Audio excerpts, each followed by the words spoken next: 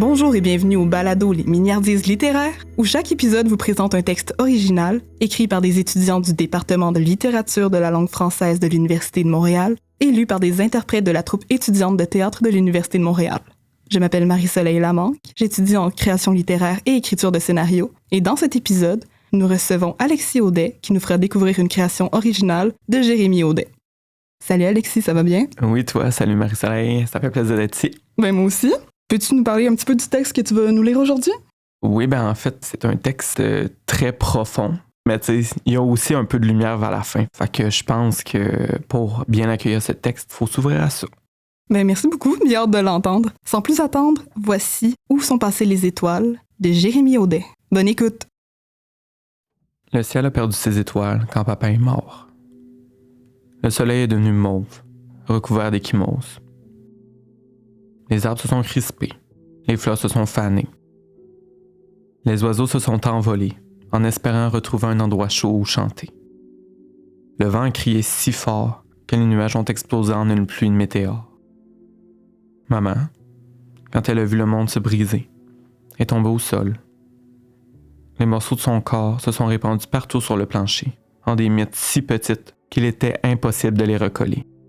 Sa douleur a fait décoller la peinture des murs. Le salon blanc est devenu gris. Ma chambre jaune est devenue beige.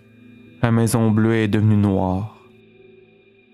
Sa tristesse a tourné l'air d'été glacial si rapidement que les feuilles des arbres ont fui sans même devenir oranges. Xavier, quand tu l'as vu le monde se briser, a mis le feu au ciel. Il a pris une allumette pour regarder les flammes danser sur ses rêves, sur ses espoirs. Sa rage a fait éclater toutes les fenêtres de la maison pour laisser le feu nous avaler. Sa tristesse a explosé les fondations de la maison que nous avions construite grâce à notre amour.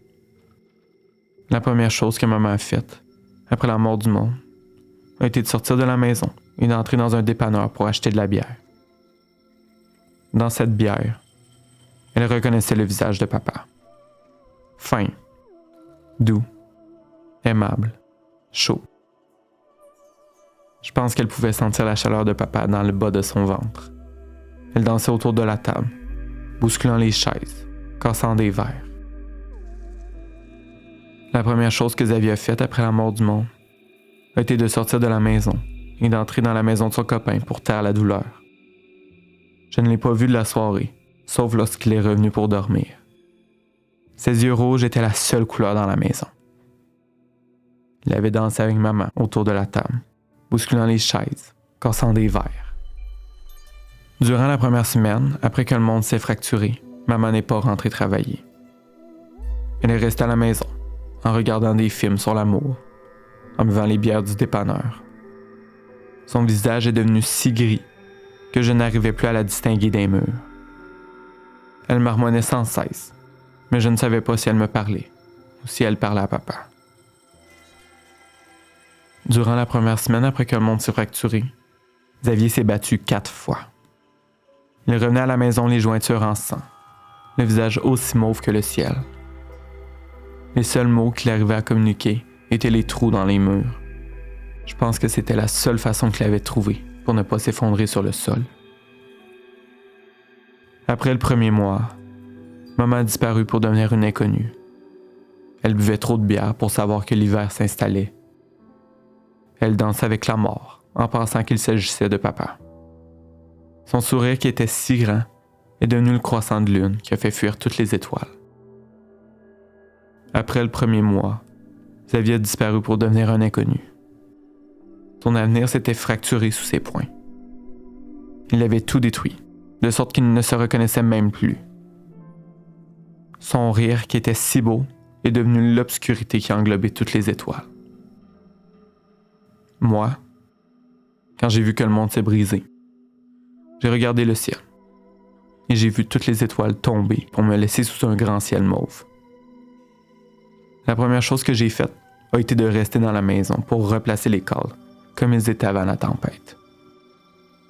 Durant la première semaine, j'ai recollé les morceaux brisés pour que papa soit fier de sa famille. Après le premier mois, je n'ai pas disparu pour devenir un inconnu. Je suis resté pour faire ce que papa faisait, garder la famille serrée. Ça fait maintenant 2 mois que papa est mort, et rien n'a changé.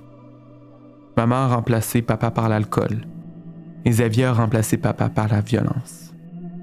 J'ai tellement peur de perdre ma famille. Plus les jours avancent, plus ils me glissent entre les doigts. Je fais souvent des crises de panique maintenant. Mais j'ai trouvé que si je viens dans la forêt derrière la maison, ça va un peu mieux. Je venais souvent avec papa ici. On s'allongeait sur le sol et on regardait les étoiles. C'est lui qui m'a appris à repérer la grande ours et la petite ours. Nous étions tous les deux passionnés par les étoiles. C'est dommage qu'il n'y en ait plus maintenant. Allongé sur le sol, dans le silence du monde meurtri, j'entends une porte claquer et je sais que c'est ma maison. Je prends une grande respiration et j'essaie de me rappeler des étoiles. J'essaie de me rappeler le visage de papa, aussi clairement que je le peux, pour ne pas l'oublier. J'ai tellement peur de perdre ma famille. Mais j'ai encore plus peur d'oublier papa. Je me lève doucement et je retourne vers ma maison. Je quitte les arbres pour aboutir sur une petite rue de terre. Je la traverse pour arriver sur notre terrain. À travers les fissures de notre maison, je peux voir maman et Xavier crier. Lorsque j'ouvre la porte, le vent essaie de m'amener au loin.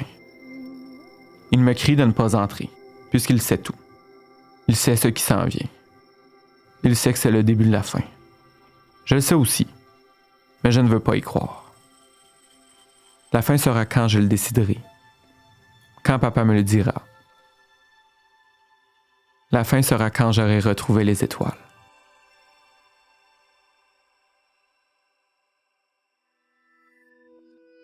Merci beaucoup, Alexis, pour ton interprétation d'une belle sensibilité. Merci, ça fait plaisir. Vous venez d'entendre Où sont passées les étoiles de Jérémie Audet, interprété par Alexis Audet. Merci d'avoir été parmi nous pour un autre épisode des Mignardises littéraires, le balado qui célèbre la créativité, la littérature et l'expression artistique en français en vous transportant dans de multiples univers.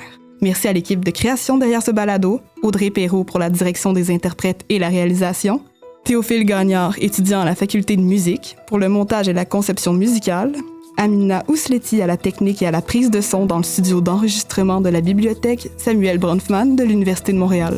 Production du DM français, ce balado a été réalisé en collaboration avec le département de littérature de langue française et les services à la vie étudiante de l'Université de Montréal, grâce à la contribution financière de l'Office québécois de la langue française, dans le cadre du programme de soutien au partenariat en francisation.